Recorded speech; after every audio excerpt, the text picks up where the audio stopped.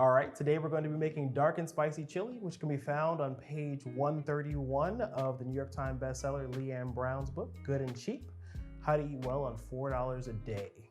So you can follow along in the recipe book for all of the measurements and the exact ingredients. To start, we're going to cook off 1 pound each of ground beef, ground turkey. I'm certain you could even use a non-meat substitute for crumbles, and also 1 pound of chorizo. So you don't want the dried stuff. You want the kind that's fresh and that's gonna be in the casings. You're gonna remove the casings before you put it all together. If you don't want to do chorizo or have an aversion to pork, you can always double up on the meat, but we need 2 pounds of ground meat total. So to start, we're just going to put our pan on about a medium-high heat. We're gonna get everything in here. Start to break it up a little bit. We don't need to add any oil to this. The ground beef and the chorizo are gonna release plenty on their own. You wanna sort of get everything flattened on the bottom. Now, the trick here, chef's trick I should say, is you kind of wanna leave a few holes so that steam can escape. If you've got a lot of meat in there because you want stuff to brown, we're actually gonna turn this up closer to medium-high heat, or closer to the high side, I should say.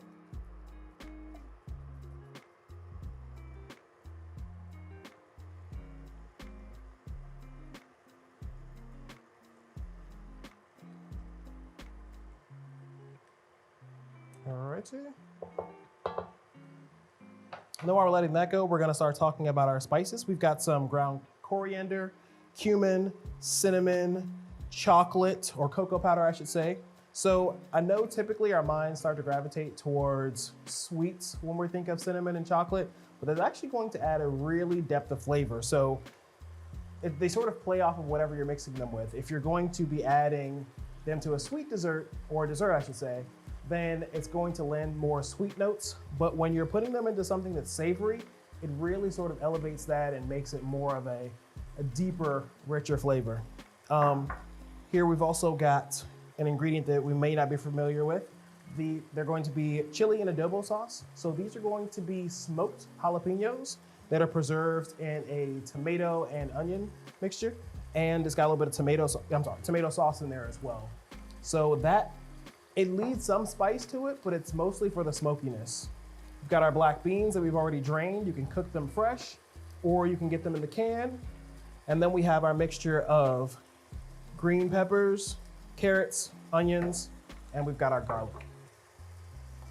So that's starting to brown a little bit. We're gonna move that around, give everybody some time at the bottom, really making sure that we break up that chorizo. We don't want any big chunks of that. Oh, this smells great.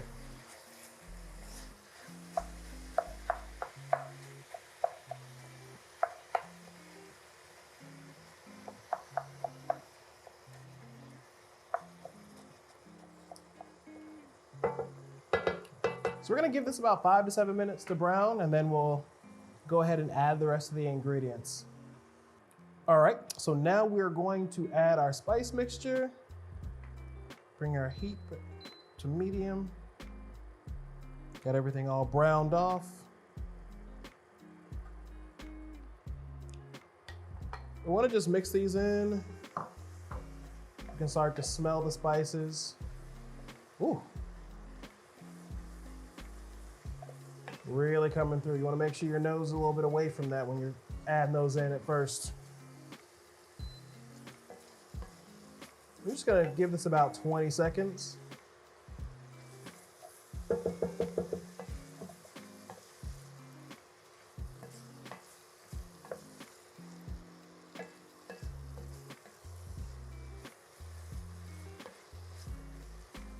And now we're going to add our onions, carrots, pepper,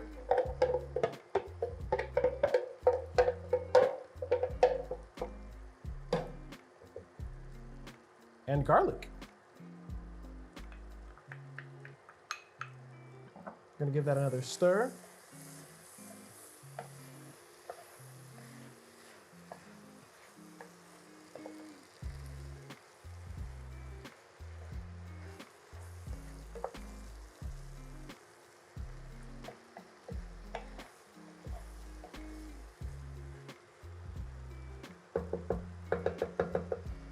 We're gonna bring this down to medium and just cook it till the onions are translucent. So that'll be about 10 minutes. All right, our onions have softened. We're gonna go ahead and make sure we scrape the bottom of the pan as well. Get everything stirred in there. And now we're going to add the rest of our ingredients. Beans,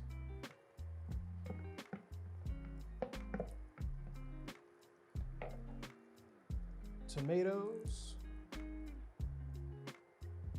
Looks like we are approaching the limit, but we're gonna make it work.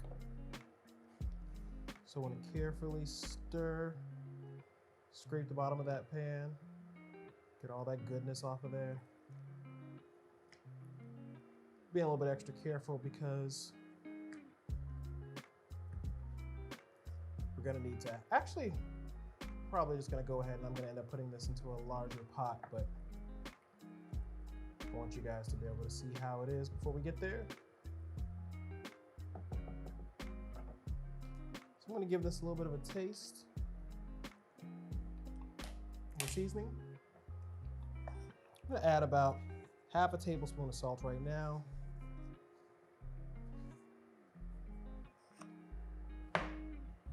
Some black pepper.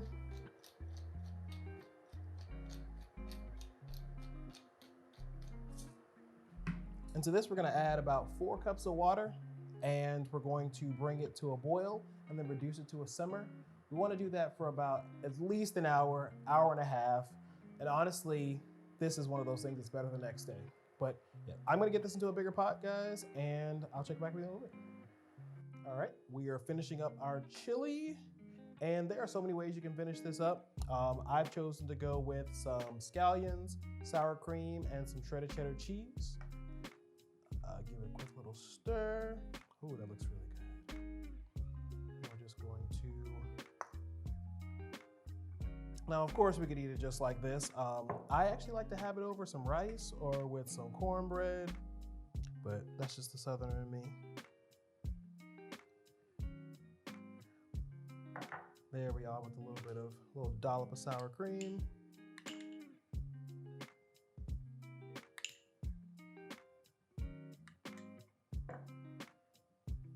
And finish it with our cheese. Now, one thing I also really do love, another thing I love about this is that it freezes really well because we have a lot of chili here. So if you have a football team at home, you can definitely freeze this. You can freeze it in one big batch, or you can do it in smaller containers. It's so easy to just find the round containers in the amount that you'll end up eating. But I'm probably gonna get through this in a couple days.